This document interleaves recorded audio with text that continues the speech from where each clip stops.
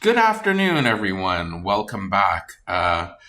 Big night tonight in the world of sports. We've got the NBA Western Conference Finals happening. We've got the Minnesota Timberwolves visiting the Oklahoma City Thunder in Game 1 of the Western Conference Finals. And in the NHL, we've got the Florida Panthers visiting the Carolina Hurricanes in Game 1 of the Eastern Conference Finals in the NHL. We'll preview those two series. And I'll give my take on this Angel Reese Caitlin Clark controversy. It's been going on since they've both been drafted into the WNBA, and I'll give my little take on it. See what you guys think as well. But we'll start with Game 1 of the Western Conference Finals, the NBA Western Conference Finals. We've got Minnesota Timberwolves visiting Oklahoma City tonight at 8:30 p.m. Eastern Standard Time. The Oklahoma City Thunder are currently a 6.5-point favorite versus the Minnesota Timberwolves. We've got two of the rising stars. I shouldn't even say rising stars. They are two of the stars of the league in Shea Gilgeous-Alexander for Oklahoma City and Anthony Edwards for the Minnesota Timberwolves.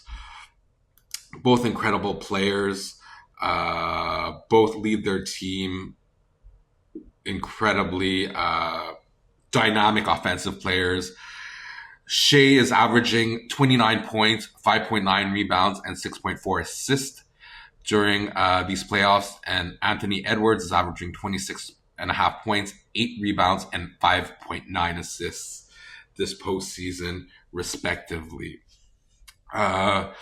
They've got strong teammates. We've got Mike Conley, great experience. Jaden McDaniels, super versatile. Julius Randle and Rudy Gobert, who have a nice size up front and skill, especially Julius Randle. Rudy Gobert, former Defensive Player of the Year. For Oklahoma City, really young team. Really energetic team. They're swarming defense. Luguentz Dort, who's, again, fellow Canadian, Montrealer, as I am. We've got Jalen Williams, Chet Holmgren, Isaiah Hartenstein. So they've got good size. They've got good skill as well. But I think what is going to be a big factor is the experience. I really like Oklahoma City as a team. I do think they have the best roster. And when they get hot, they get hot. Their defense is swarming. They've got energy for days. But I do find they do have struggles to score when Shea is off the court, if he gets in foul trouble. We saw that against Denver at times. Minnesota, I really like their team. Anthony Edwards reminds me of a little bit of Jordan. I won't say he's Jordan, but a lot of his mannerisms, his smoothness, his mid-range shot, his explosiveness reminds me a lot of Michael Jordan. I love that about him. He's actually one of my favorite players in the league. I like their experience as well. They've got Mike Conley, who's been in the trenches, Rudy Gobert, who's experienced, Julius Randle as well. Jaden McDaniels is really, really versatile. And I really like Naz Reid as a backup power forward center. I believe he gives, he's really versatile as well. I like to go with experience. I think Minnesota will, it'll be a close series, absolutely. But I do think Minnesota will take this in, I want to say 6 games. 6 games. I think the lack of experience on Oklahoma City's part is going to play a factor. I love Anthony Edwards. I like him in the clutch. I like him. I think these games are going to be pretty close. I like their up front, Julius Randle, Rudy Gobert up front for the Timberwolves over Hartenstein and Chet Holmgren. They have a little bit more experience, a little bit more grit. I think they can slow it down in the half court and really grind it out a little better than Oklahoma City. So we'll see. I think my pick is my pick is Minnesota Timberwolves in 6 games. They have the experience of having made the Western Conference Finals last year as well. Really up and coming team, and I really like their team to get into the NBA Finals this year. And you know what? Even winning the NBA Finals, I've thought about it a little bit. I was leaning towards OKC, but looking at the rosters, looking at the experience, and honestly, I really, a tipping point for me is Anthony Edwards. I think he is the closest thing for myself to Jordan that I've seen in a long, long time. I mean, there's been great players. Don't get me wrong. There's been LeBron James. We've had Kobe. We've got Steph. All different styles, all different. But Anthony Edwards is really someone I'd keep an eye on to move forward and become that one of the top stars of the NBA. And I believe it's going to be his coming out party this year. In the NHL playoffs, we've got the Florida Panthers versus the Carolina Hurricanes. Carolina coming off beating the Washington Capitals in 6 games. We have the Florida Panthers just beating the Toronto Maple Leafs in Game 7 the other day. I really like the Florida Panthers. I love their experience. They're built for the playoffs. They've got grit. They've got size. They've got skill. Matthew Tkachuk is an absolute beast. Sam Bennett is an absolute beast in the playoffs. Bobrovsky is playing really, really well. The addition of Seth Jones to the defense has made a big difference. You can see his offensive prowess. He's just steady. I find he's a lot steadier than when he was with Chicago, obviously. It's been really good. They've been playing really well. They came back from down 2-0 against the Leafs. They've just got that playoff mentality. They've got that grit that it takes to get far in the playoffs. And I really, really see them. Do I see them winning the cup? I like Dallas. I actually like the Stars to win the cup.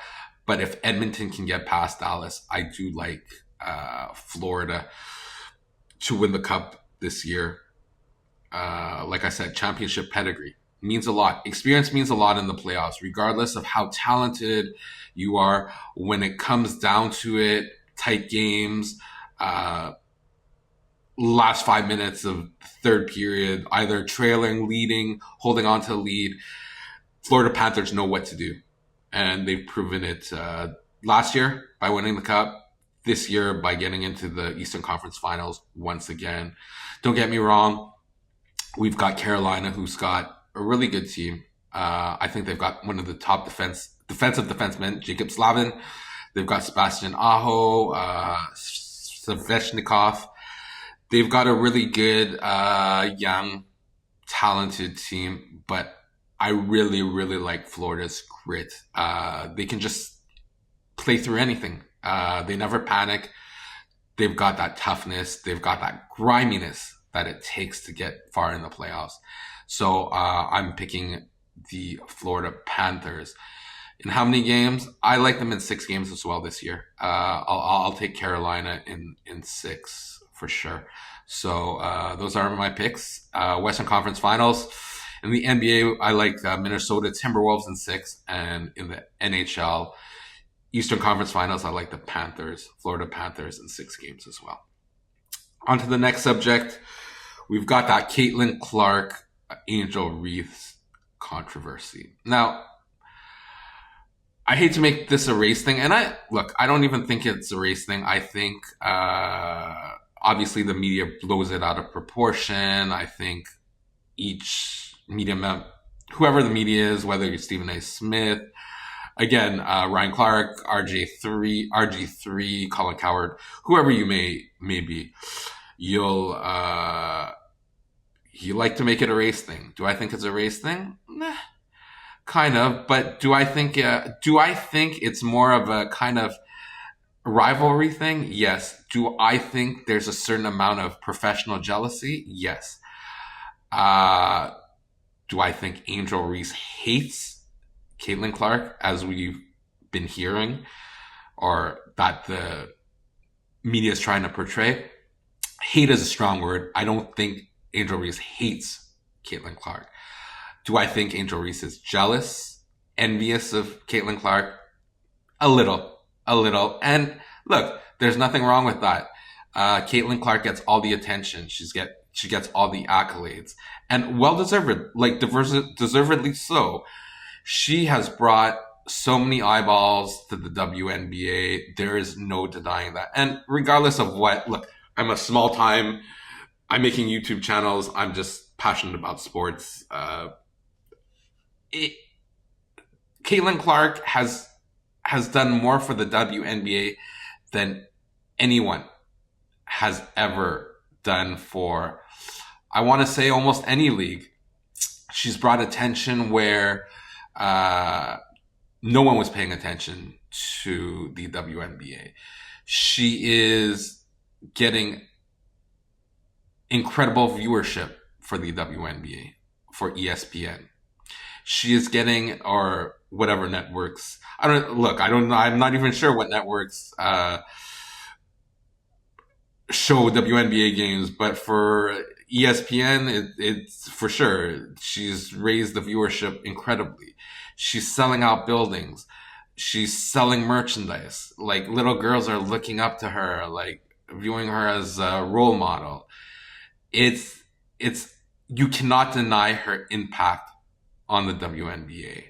And I think not only Angel Reese, I think there are a lot of players who are envious and jealous of that. And that's okay. You're allowed. There's nothing wrong with that. But to make it a race thing, come on, guys. Not everything's about race. Not everything's black and white. Look, there's jealousy in men's basketball. There's jealousy in men's sports. There's jealousy in every occupation imaginable. You want to attain a certain level and you want to reach the top. Any athlete wants to reach the top. Anyone who's competitive wants to reach the top.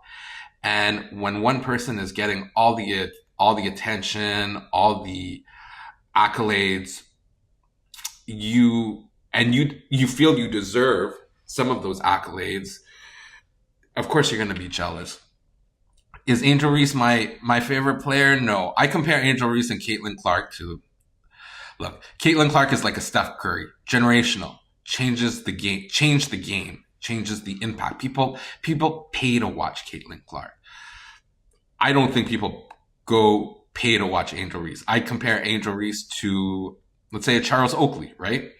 Great player, great rebounder. Skill-wise, average, maybe above average, right? But does Angel Reese sell tickets? Maybe, but not to the extent that Caitlin Clark sells tickets. Is Angel Reese important to a team? Of course. But come on, let's not compare a Charles Oakley or a who else would I say is comparable to Angel Reese? Dennis Rodman, right? He was flashy, but let's not compare him to a Steph Curry, who is generational, right? And again, Dennis Rodman was generation to his extent. He was the best rebounder I've ever seen. But again, we don't pay to see rebounds. We pay to see dynamic scoring. And it sucks to say because they're both important to the team, but it is true that Caitlin Clark sells tickets and she is generational. She's a generational player and we cannot deny that. All this crap the media is they're just trying to get clicks, right? They're just trying to get viewerships. I don't think it's hate. I don't think it's racial. I think it's more jealousy. And hey, if you don't agree with me, you don't agree with me. but and you don't have to be. You don't really. You can see the jealousy. You can see the way Angel kind of reacts to questions from the media, and when they ask her about Caitlin Clark, and all the answers are like kind of superficial, and you can tell. Though the other thing you can tell is Caitlin Clark is really media savvy trained. She's really trained well to deal with the media, and props again to her management. She's really media savvy, whereas Angel is a little less so, and that's okay.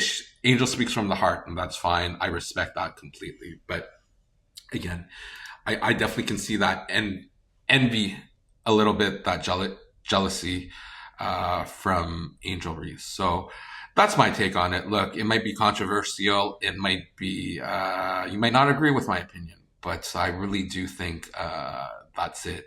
And we cannot deny the impact that Caitlin Clark has had on the WNBA.